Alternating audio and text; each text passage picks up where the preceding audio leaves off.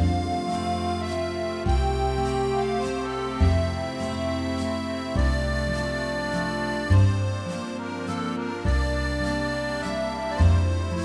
们，大家好，我是陶三丰，一名骑行旅行者。我是2018年开始骑行，今年是我骑行的第7年，走过了10万公里路，穿越了17个国家。第18国的骑行呢，也马上就要开始了。这2天我是在边境找到了一个森林木屋民宿，因为这一周都是阴天、雨天、大风天比较多，也是时候住宿休整了。我也把我所有的装备又重新的去清点了一下，因为经常也有很多的朋友们去问我，像你这样一个人一辆车，长途重装，穿越在路上，骑行在海外，都带了哪些东西啊？今天趁着住宿的这个功夫，就给大家分享一下我所有的骑行装备。一般像我这种长途在外骑行主要是以轻便为主，围绕4个大的方面去准备：衣、食、住、行，然后再根据个人的情况条件去带一些自己喜欢的东西。首先我们来看一看，从穿衣方面我都带了哪些。这个沙发床上就是我所有的衣物，因为现在是北欧的夏天，我是带了一身薄的冲锋衣、冲锋裤。这边呢都是一些冬天的衣服，保暖内衣、保暖内裤。这边呢是一个比较厚的棉裤这个也是为了后期冰岛那些地方冷的地方准备的，零下30-40度是没有问题的。羽绒服，还有一件小的卫衣。这边是冲锋裤、冲锋衣、手套、脖套、帽子、内裤袜子这些，所有的东西就这么多。一个是围绕冬天，一个是围绕夏天。还有我身上穿的这一身秋衣秋裤。衣服呢就是冬天、夏天。春秋的我都是没有准备的，不像大家在家里面5颜6色的衣服可以换着穿，酷酷的、美美的。像我吧，1年到2头就这么几身衣服。关于这个衣服，当时我是攒了2个月的钱嘛，买了一身始祖鸟。后来大家就开始抓了这个点不放，就开始说我挣到钱了，怎么样了，都穿上鸟了。因为像我吧，长途在外，你应对的各种恶劣天气，冰雹、大暴雨、大风，这些你如果穿一些功能性比较差的衣服，你自己吃不消，身体根本就吃不消。整一点防护好的衣服，可以应对一些突发的恶劣天气，这样呢身体得到一些保障，也可以走得更远嘛。你身体发个烧、感个冒，难受的是自己，只能自己扛对吧？这是我的衣服方面的。还有就是吃的这方面的，得给大家看一看关于吃的东西三丰还是比较讲究的。我相信大家看我往期的一些视频，每天到露营地做饭，不管是炒个青菜、肉食汤类，那些该有的工序、该有的调料配菜，是一个都不少，也不含糊。因为我对于做菜呢，首先最开始的时候我不懂做菜，炒菜什么的我都不会，哪怕说煮菜第一次煮饭都煮糊了，也是慢慢的学习。后来呢，我就慢慢的喜欢上了这种感觉。可能对于有一部分朋友来说，觉得每天去做饭、洗锅、刷碗好麻烦，但是对于我来说，我还蛮享受的这个过程的。每一个食材你去准备，每一个调料你去搭配，然后食材和食材的味道去碰撞，激发出来的香味，你做出这份成果，在一个特别舒适的环境之下去慢慢的品尝，慢慢的享受，这个过程我觉得是特别美好的，我也特别喜欢，也特别热爱。所以美食是不可辜负的。之前我在比利时荷兰德国一些地方，当我拿出我做饭的装备来的时候，炒菜的时候，那些老外全部都震惊了，说你是说我是带着一个厨房在骑行在旅游？这没办法呀，因为欧洲吧，我想吃中国菜吃不上，吃他们本地菜呢，1次2次体验一下还可以，长时间呢，第一个价格贵，再一个吃不惯还吃不饱，所以只能自己动手，也慢慢的吧也习惯了。给大家来看一看我带的所有做饭的东西锅碗瓢盆、柴米油盐样样不缺。带了有3个锅，这个锅的话我是用来煮米饭，泡面条，这个小锅呢可以用来煲汤，这个锅是用来炒菜的一个炒锅，我一个人锅是已经够用了。还有平常烧水的这个烧水壶，露营的时候喝点茶水啊，烧点热水啊。还有呢就是炉子了，炉子我是带了有2种，一个呢是烧气炉的，就是这种气罐，一个呢是烧柴的。气罐这个炉子呢，就是平常我骑行啊特别累的时候啊，就不想捡柴，可以用这个烧，包括一些阴天下雨下雪天气不好柴火湿的时候都是用这个，天气好的时候啊可以用这个劈柴，捡一些枯枝树木烧火做饭，也是人间烟火嘛。然后呢我们的调料，油啊、老抽啊、生抽啊、鸡精啊、豆瓣酱啊、甜面酱啊，这个还有大米是吧？因为我是山东的，大米我吃的少，有的时候喝点大米饭，偶尔去吃个米饭，煮个米饭，白糖、盐，这些调料就比较全了。13香，还有这个什么香丁、白起、桂皮、香叶、花椒、干辣椒，煲汤的、炖汤的、炒菜的都有。菜板子、刀，平常露营的时候啊，喝一些茶呀、益生菌呐、退烧的一些饮料啊，干嘛的这些都有。这是我关于吃食这方面的一些东西。目前就这些啊，大家会不会觉得你带的这些东西都快赶上我家厨房了？没办法，谁让是行走的厨房呢？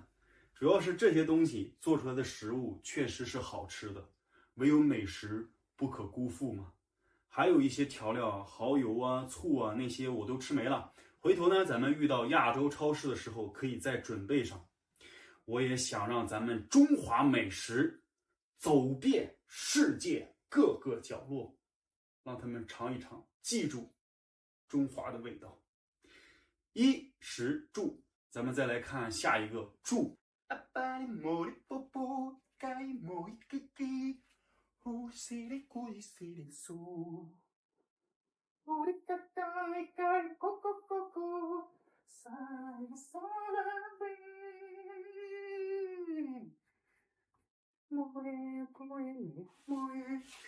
这边是这个民宿的厨房、客厅吃饭，然后这边呢，这个房间就是卧室了。我把住的东西放在这了。关于住的东西吧，都是比较简单了，我一个车顶包就给它全部装上了。帐篷、睡袋、防潮垫，无非就是这几样。防潮垫我是带了有2个，这个呢是我平铺在帐篷里面最底下的那一层，用来隔离一些湿气。这个防潮垫呢是选自于山之泉那个加厚的那一款。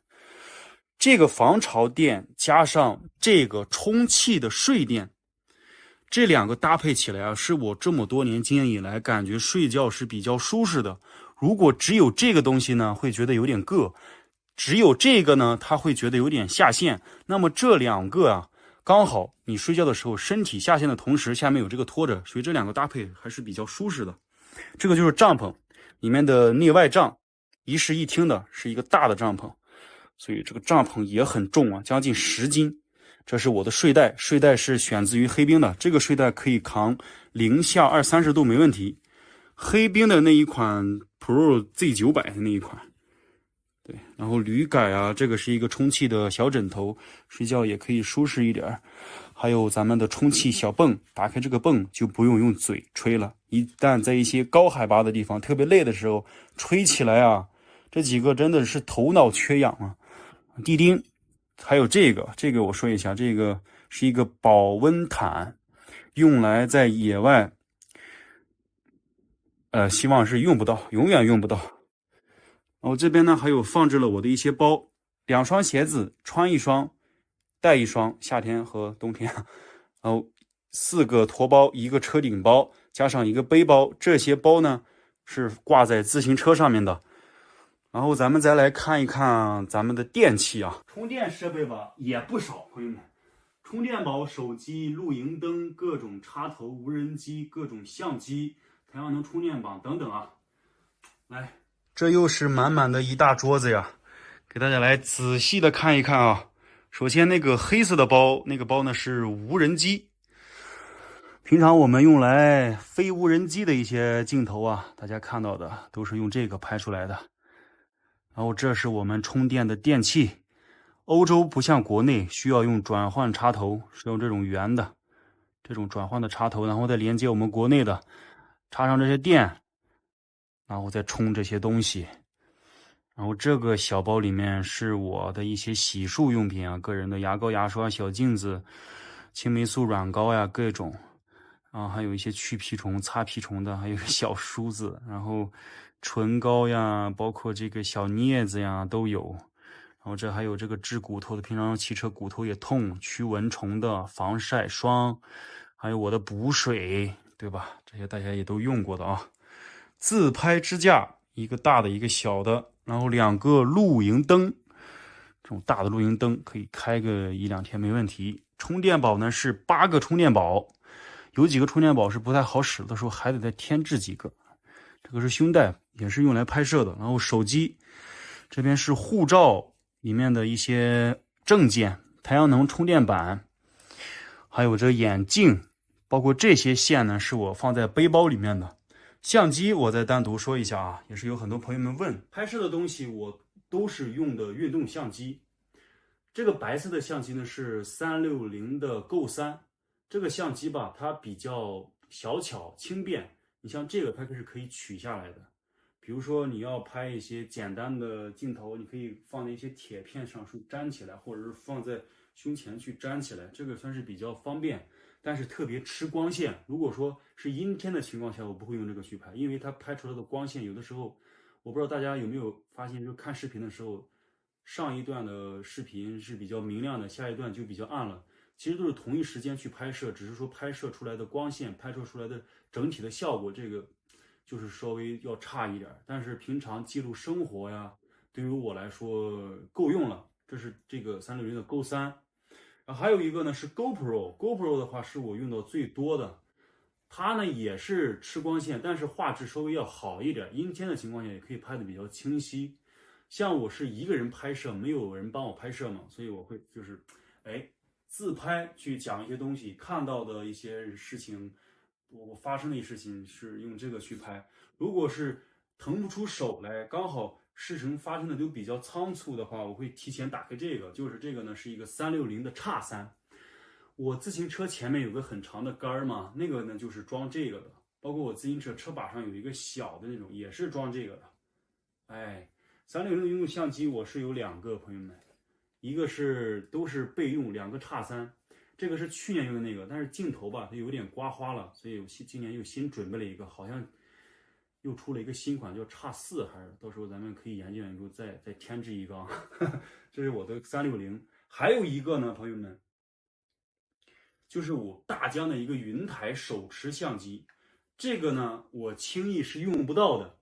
我什么情况下用到它呢？就是光线特别差才会用到这个，比如说天黑、傍晚，它的光线拍出来有一点点类似于专业相机的感觉，所以这个呢是很少用得到。因为天黑了之后吧，我会打开露营灯，实在是没电了，或者实在是天黑还在骑行的，有可能会用到这个。这是我所有的拍摄设备。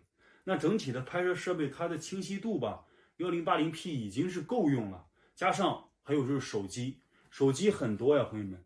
但是我的手机吧，它以拍摄的就是我现在拍摄的这个手机，平常呢就是用来导航呀，包括用来传输素材。有的时候一个视频剪完了是吧？我不光是一个平台发，剪完之后呢，把素材每一个都放在手机上，然后连上热点之后，这个手机传一个平台，这个手机传一个平台，这个手机传一个平台，这样1个小时我可以传所有的平台。如果是一个手机去传，我这个手机传1个小时，有的时候传2个小时、3个小时、5个小时，传1宿都有，所以说很慢。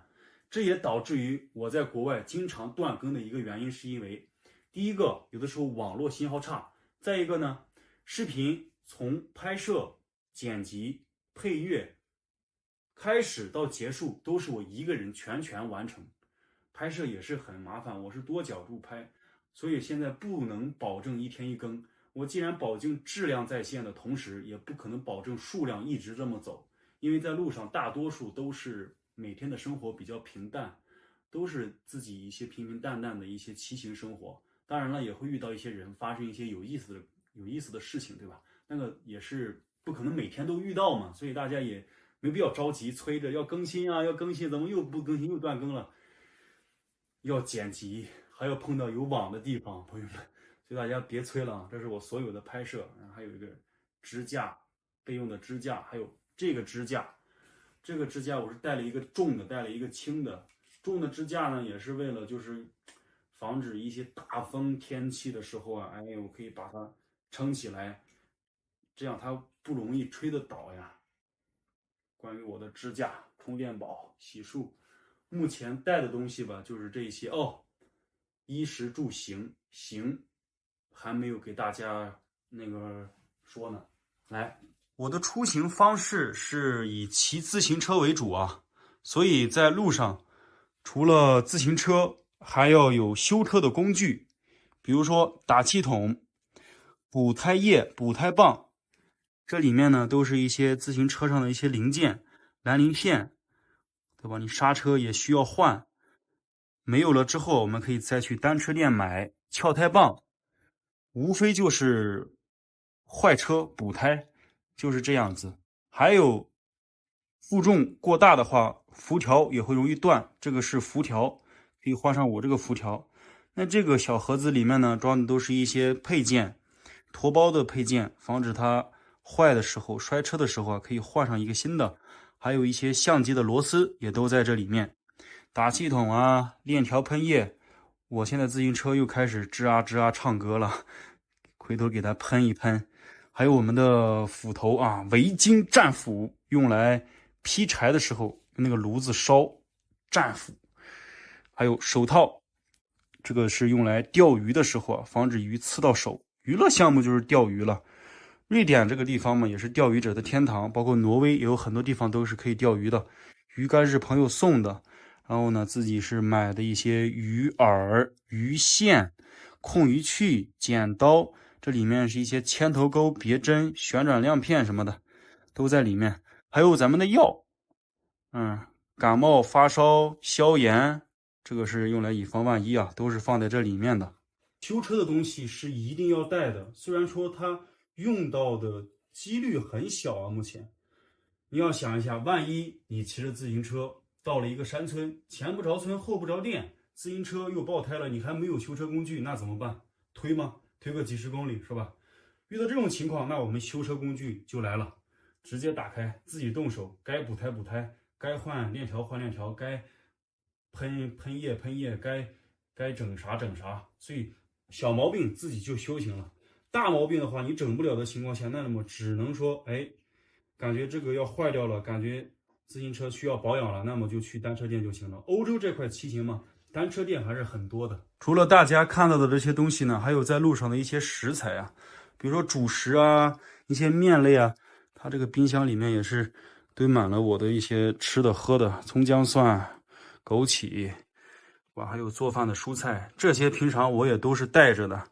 在路上你得做饭，得吃得喝，这就是目前我所带的所有的装备，是不是觉得很不可思议啊，朋友们？一辆自行车可以驮下这么多的东西，但是如果说你这些东西你直接往包里装是装不下的，所以呢，我的驮包里面每一寸每一层我都给它利用的非常好，这就是说到一个词叫做收纳。我也算是一个收纳小能手，我能把我所有的东西规规矩矩、好板板正正放在我的驮包里。哪个东西在什么地方，我脑子里都知道。需要什么时候就打开哪个驮包，拿什么东西。收纳小能手，行走小厨房，中华小瓷库，精神好小伙。好。一碗的价格是400块钱人民币。大家来看一看凌晨1点半的天气，落日残阳。每天晚上都是这样，再过2-3个小时天就亮了。我的门前还有个啄木鸟，拉了这个绳子之后它会响。